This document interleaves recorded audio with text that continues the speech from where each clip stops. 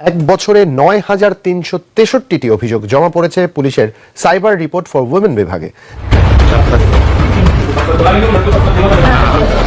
নরেন্দ্র মোদীর হাত ধরে যতজন নারী এমপি মন্ত্রী হয়েছেন সবাইকে তিনি অনৈতিক সম্পর্কের মাধ্যমে ক্ষমতায় বসিয়েছেন বলে ভয়াবহ অভিযোগ করেছেন। সাবিত করে দিচ্ছিলাম। হঠাৎ করেই চুপসে গেছে ভারতে পালিয়ে যাওয়া সাবেক প্রধানমন্ত্রী শেখ হাসিনা। দর্শক শ্রোতা, ভারতের প্রধানমন্ত্রী নরেন্দ্র মোদীর বিরুদ্ধে এবার যৌন হয়রানির অভিযোগ। দর্শক শ্রোতা, এই দিকে গভীর রাতে লাইভে এসে যা বললেন প্রধানমন্ত্রী শেখ হাসিনা। আপনারা জানেন যে শেখ হাসিনা কিন্তু তিনি এই প্রধান নরেন্দ্র মোদীর আশ্রয়ে কিন্তু তিনি ভারতে রয়েছেন, কিন্তু অবশেষে যে তথ্য দিলেন শেখ হাসিনা।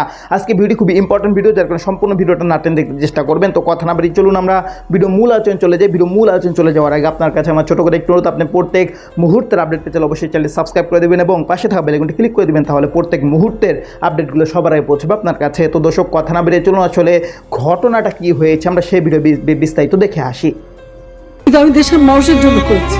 আজকে অন্তত মানুষের ভাত কাপড়ের ব্যবস্থা, চিকিৎসার ব্যবস্থা, তাদের কাজের সংস্থা সবই তো করে দিচ্ছিলাম। হঠাৎ করেই চুপসে গেছেন গণ অভ্যুত্থানে ক্ষমতাচ্যুত হয়ে ভারতে পালিয়ে যাওয়া সাবেক প্রধানমন্ত্রী শেখ হাসিনা। ইদানিং তাকে অডিও কিংবা অন্য কোনো বার্তায় সরব দেখা যাচ্ছে না। খোদ ভারতের মিডিয়াগুলো হাসিনা ইস্যুতে নীরব। কেমন আছেন হাসিনা, কেমন কাটলো তার ঈদ, এসব নিয়েই ভারতের সমাজ মাধ্যমগুলো চাঞ্চল্যকর তথ্য প্রকাশ করেছে। ভারতে এখন খুব বেশি ভালো নেই হাসিনা। বয়স আর স্বাস্থ্য আগের চেয়ে ভেঙে পড়েছে। প্রিয়জনদের ছাড়া একাই কাটছে তার দিনরাত। আগে নেতাকর্মীদের সঙ্গে ফোনে আলোচনা এবং নানা দিক নির্দেশনা দিলেও এখন তৃণমূল নেতাকর্মীরাও তার ফোন ঠিকমতো রিসিভও করছে না। বাংলাদেশে থাকা আওয়ামী নেতাকর্মীরা অনেকটাই মুখ ফিরে নিয়েছেন বলে মন্তব্য ভাসছে ভারতীয় সমাজ মাধ্যমগুলোতে। আওয়ামী লীগের সুবিধাভোগী নেতাদের বড় একটি অংশ বিদেশে পালিয়ে গিয়ে বিলাসী জীবনযাপন করছেন। হাইব্রিড নেতাদের আরেকটি অংশ জেলে রয়েছে। তৃণমূল কর্মীরা যারা আছেন তারা গা ঢাকা দিয়ে নানা ফাঁক ফোকর খুঁজছেন দল বদল করে হলেও নিজেদের অস্তিত্ব টিকিয়ে রাখার সংগ্রামে। এমন অবস্থায় তৃণমূল কর্মীদের অভিমান, যাদের নির্দেশে তারা এতদিন জীবন উৎসর্গ করে দলের জন্য কাজ করেছেন, তারা বিদেশে পরিবার নিয়ে আনন্দে আছেন। আর তৃণমূল নেতারা পরিবার বিচ্ছিন্ন হয়ে মানবেতর জীবনযাপন করছেন। বাস্তবতার এই হিসেবে নেতা কিংবা শীর্ষ নেত্রীর ফোন কিংবা আশ্বাস তাদের কাছে বিস্ফোরণের মতোই মনে হচ্ছে বলে মন্তব্য ভাসছে সমাজ পাতায়।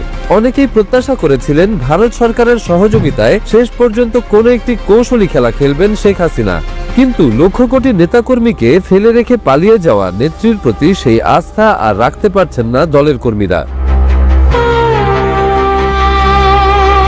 ভারতের বিভিন্ন সূত্রের বরাতে জানা যায়, ভারত সরকারও এখন আর হাসিনার বিষয়ে আধিক্যতা দেখাচ্ছে না।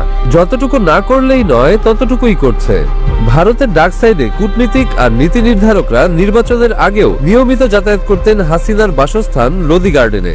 এখন সেখানে ডেকেও তাদের পাওয়া যাচ্ছে না। অনেকটাই একা হয়ে পড়েছেন স্বৈরাচার খেতাব পাওয়া এই সাবেক প্রধানমন্ত্রী। ঈদের দিন হাসিনাকে অবশ্য বিশেষ খাবার সরবরাহ করা হয়েছে বলে বিভিন্ন সূত্র দাবি করেছে। তবে স্বজন আর বান্ধবদের অনুপস্থিতি হাসিনার সেই বিশেষ খাবারের স্বাদ অনেকটাই পানসে হয়ে গেছে। ঈদের দিন হাসিনা অনেকের সঙ্গেই ঈদের শুভেচ্ছা বিনিময় করেছেন, তবে তৃণমূল অনেক নেতাকর্মী তার ফোন রিসিভ করেননি বলেও জানা গেছে। শেখ হাসিনার রান্না সহ দেখাশোনার দায়িত্বে যারা রয়েছেন তাদের বরাত দিয়ে বিভিন্ন সূত্র বলছে, হাসিনার মধ্যে অনেকটাই হতাশা নেমে এসেছে। আগের মতো তেজি ভাব আর নেই। বিশেষ করে বাংলাদেশের জাতীয় নির্বাচন সুষ্ঠু হওয়া এবং প্রত্যাশারও বেশি সংখ্যক আসন নিয়ে বিএনপির ক্ষমতায় আসা, তারেক রহমানের প্রধানমন্ত্রী হওয়া, অনেকটাই মুষড়ে পড়েছেন হাসিনা। আওয়ামী লীগের কোনো কৌশলই কাজ করছে না। সব মিলিয়ে চুপ হয়ে গেছেন তিনি। আপনাদেরও সাহায্য চাই। ভারতের সমাজ মাধ্যম বলছে, প্রবল ক্ষমতাশালী হাসিনা ক্ষমতার দম্ভে ফ্যাসিস্ট হয়ে ওঠেন। সে সময় যারা হাসিনাকে তল্লাই দিয়েছিল তারাও এখন আওয়ামী বলয় থেকে বের হয়ে যেতে চাইছে নিজেদের টিকিয়ে রাখার স্বার্থে। পাশাপাশি আওয়ামী লীগের হাল ধরার মতো হাসিনা পরিবারে বিশ্বস্ত কেউ না থাকায় দলটির ভবিষ্যৎ আরো দুর্বল হয়ে পড়েছে। এদিকে ক্ষমতাচ্যুত হওয়ার পর বেশ কয়েক মাস ভারত সরকার গভীর আন্তরিকতা নিয়ে হাসিনার দেখভাল করেছে, কিন্তু এখন সেই আন্তরিকতায় যথেষ্ট ভাটা পড়েছে বলে মনে করছেন ভারতের নেটিজেনরা। উল্টো বাংলাদেশের নবনির্বাচিত সরকারের সঙ্গে আন্তরিকভাবে কাজ করতে আগ্রহ প্রকাশ করে যাচ্ছে ভারত।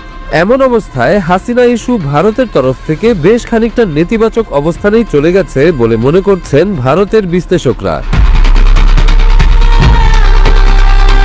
তারেক রহমান বাংলাদেশের প্রধানমন্ত্রী নির্বাচিত হওয়ার পর একের পর এক চমক দেখিয়ে যাচ্ছেন।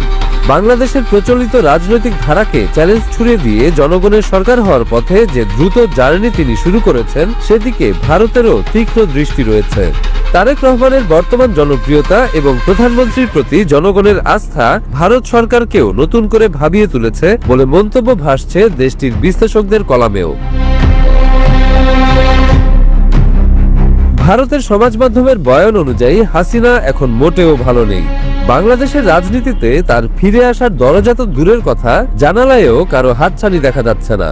ভারতে জনপ্রিয় একাধিক কূটনৈতিক মন্তব্য করেছেন হাসিনার বর্তমান বয়স, বাংলাদেশে তার হাল জনপ্রিয়তা আর মামলার বহর, আরেকটি গণঅভ্যুত্থান না হওয়া পর্যন্ত আগামী 10 বছরেও রাজনীতি সক্রিয় হওয়ার কোনো সম্ভাবনা দেখা যাচ্ছে না।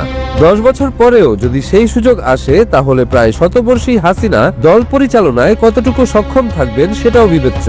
সুতরাং বাংলাদেশের রাজনীতি।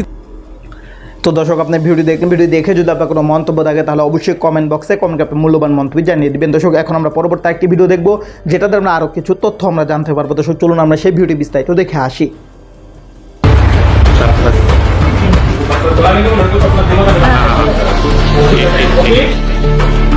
लड़कियों को चेज करता था, कई लड़कियों को अमेरिका भाग गए थे। একসময় চা বিক্রি করলেও সেখান থেকে নিজেকে ভারতীয় রাজনীতির অনন্য উচ্চতায় নিয়ে গেছেন যিনি, তিনি ভারতের বর্তমান সবচেয়ে ক্ষমতাধর ব্যক্তি ও প্রধানমন্ত্রী নরেন্দ্র মোদী। এমনকি তিনি নিজেকে বরাবরই অবিবাহিত ও কুমার বলে দাবি আর প্রচার করায় একসময় অনেকেই তাকে মহাত্মা গান্ধীর সঙ্গেও তুলনা করতেন। তবে দিন যতই গড়াচ্ছে ততই তার আসল চেহারা বেরিয়ে আসছে এক এক করে, আর সেটা শুরু হয়েছিল তার ক্ষমতায় বসার শুরু থেকে। লম্বি গুলামি নে ভারত কে ইসি আত্মবিশ্বাস। ক্ষমতার শুরুতেই যশোদাবেন নামে তার এক স্ত্রী আছে বলে জানা গেলেও তাকে আজও স্বীকৃতি দেননি মোদী।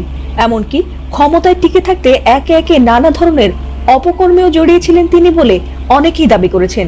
তবে সেগুলোকে এতদিন বরাবরই অস্বীকার করে আসছিলেন তিনি, কিন্তু তার সব গোপন তথ্য এবার একে একে প্রকাশ্যে আসতে থাকে এপস্টিন ফাইল প্রকাশের পর থেকে। তবুও সেটি নিয়ে তিনি চুপ থাকলেও তার দল বিজেপির এক নেতা এবার ফাঁস করেছেন এমন এক তথ্য যাতে করে নড়েচড়ে বসেছেন অনেকেই। নরেন্দ্র মোদীর হাত ধরে যতজন নারী এমপি মন্ত্রী হয়েছেন সবাইকেই তিনি অনৈতিক সম্পর্কের মাধ্যমে ক্ষমতায় বসিয়েছেন বলে ভয়াবহ অভিযোগ করেছেন তারই দলের নেতা সুব্রহ্মণ্যম স্বামী। এমনকি কেন্দ্রীয় মন্ত্রী হরদীপ সিং পুরী এবং এস জয়শঙ্কর নাম উল্লেখ করে তিনি ইঙ্গিতপূর্ণ মন্তব্য করেছেন। সম্প্রতি একটি পডকাস্টে আন্তর্জাতিক বিতর্কিত ব্যক্তি জেফ্রি এপস্টাইনের প্রসঙ্গ তুলতে গিয়ে সুব্রহ্মণ্যম স্বামী এমনটাই দাবি করেছেন, আর সেই মন্তব্যকে সমর্থন করে আগুনে ঘি ঢেলেছেন মোদীর এক সময়কার সবচেয়ে ঘনিষ্ঠ লেখিকা মধুপূর্ণিমা কিশোর। সুব্রহ্মণ্যম স্বামীর এই বক্তব্য সামনে আসার পর থেকে সামাজিক মাধ্যমে দীর্ঘ পোস্ট করে মধুপূর্ণিমা জানিয়েছেন এই বিষয়গুলো। তবে এখানেই থেমে থাকেননি তিনি সাবেক শিক্ষামন্ত্রী স্মৃতি ইরানির নাম উল্লেখ করে প্রশ্ন তোলেন যে তিনি কিভাবে মন্ত্রী হলেন। তবে একসময় যিনি মোদীকে জাতির জনক মহাত্মা গান্ধীর সঙ্গে তুলনা করেছিলেন, তিনি হঠাৎ কেন মোদীকে নিয়ে এতটা সরব হয়ে উঠলেন, বিষয়টি নিয়ে রাজনৈতিক মহলে ইতোমধ্যেই আলোচনা শুরু হয়েছে। যদিও মোদীর বিরুদ্ধে এত গুরুতর অভিযোগ দিলেও এখনো পর্যন্ত কোনো প্রমাণ সামনে আনতে পারেনি তারা। এছাড়াও এ নিয়ে মোদীর পক্ষ থেকে বা তার দপ্তরের পক্ষ থেকে এখনো পর্যন্ত আনুষ্ঠানিকভাবে কোনো প্রতিক্রিয়া জানানো হয়নি। लड़कियों को चेज करता था, कई लड़कियों को अमेरिका भाग गए थे। তো দর্শক, আপনারা সম্পূর্ণ ভিডিও দেখলেন, আর সম্পূর্ণ ভিডিও দেখে যদি আপনার কোনো মন্তব্য থাকে তাহলে অবশ্যই কমেন্ট বক্সে কমেন্ট আপনার মূল্যবান মন্তব্য জানিয়ে দেবেন। দর্শক, কথা বলতে বলতে আমরা ভিডিও শেষ পেয়ে চলে এসেছি।